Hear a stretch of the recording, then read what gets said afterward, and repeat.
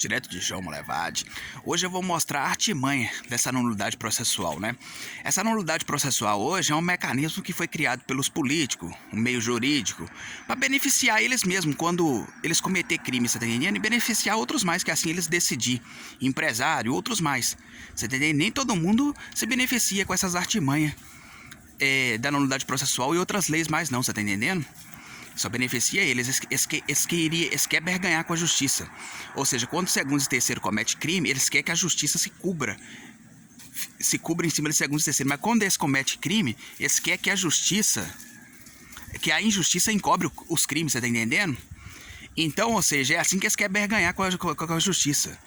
Para eles injustiça, e para segundo e terceiro justiça, né? Mas você não barganha com a justiça, tá entendendo? Então, ou seja, eu vou explicar a vocês essa nulidade processual aí, e depois vocês podem fazer levantamento e outras leis mais. Essa de artimanha, você tá entendendo? Que consegue manipular as leis, e não só manipular as leis, mas manipular o povo também, né? Se o povo não tiver ciência daquilo que tá acontecendo, que me parece que o brasileiro não tá tendo ciência daquilo que tá acontecendo, não. Então, ou seja, teve um homem que pediu essa nulidade processual, igual no caso Lula, você tá entendendo? E querendo anular as decisões do magistrado que condenou ele. Mas ele não conseguiu não, você tá entendendo? Porque no caso, me parece que esse homem não conseguiu pelo fato de identificar lá que ele cometeu o crime mesmo. Você tá entendendo? Então, ou seja, essas leis lá, igual na nulidade processual e outras leis, tá aberta a todas, mas nem todo mundo consegue, você tá entendendo? Já outros conseguem, igual no caso Lula conseguiu anular as decisões do magistrado, Michel Temer também conseguiu anular as decisões do magistrado. Então, ou seja, me parece que nessa situação ali que está manipulando essa nulidade processual e outras leis, é assim, ó, uns que cometem crime não conseguem, igual no caso desse rapaz lá que eles identificou que parece lá e não conseguiu porque cometeu o crime, e outros que a gente sabe que cometeu os crimes, conseguem. Então você tem duas situações idênticas, dois camaradas, duas pessoas que cometem crime, duas situações, e um consegue e outro não. Você tá entendendo o mecanismo? Um consegue e o outro não. Então, ou seja, eles conseguem manipular essa situação. Eles querem barganhar com a justiça. Então, ou seja, o que acontece? Eles conseguem manipular essa nulidade processual e outras leis mais, que tá na Constituição e da democracia e etc. Você tá entendendo? E o que acontece? É igual naquela decisão, vou dar um exemplo da semelhança que a nulidade processual tem. Igual naquela situação que o STF decidiu que não poderia prender mais em primeira, réus condenados em primeira e segunda instância. Só depois que os trâmites da justiça correr, os recursos se encerrar, aí que poderia efetuar a prisão. Aí beneficiou Lula e outros mais, você tá entendendo? E aí, bacana, beneficiou Lula e outros mais. Aí logo depois eles voltou atrás. Olha, presos perigosos, continua preso. Soltou a ordem para os juízes de primeira instância. Só que aí os juízes de primeira instância, eles também tem como decidir quem fica preso e quem no negócio, né? E aí o que acontece? Quem fica preso e quem é solto. Aí o que acontece? Ali eles decidiram que presos perigosos continuariam presos e os presos que não oferecessem perigo, igual no caso Lula e outros mais, poderia ser solto. Você tá entendendo? Então é idêntico à lei, essa lei, essa nulidade processual e outras leis mais. Então, o preso que cometeu um crime maior, ele recebe uma penalidade maior, correto?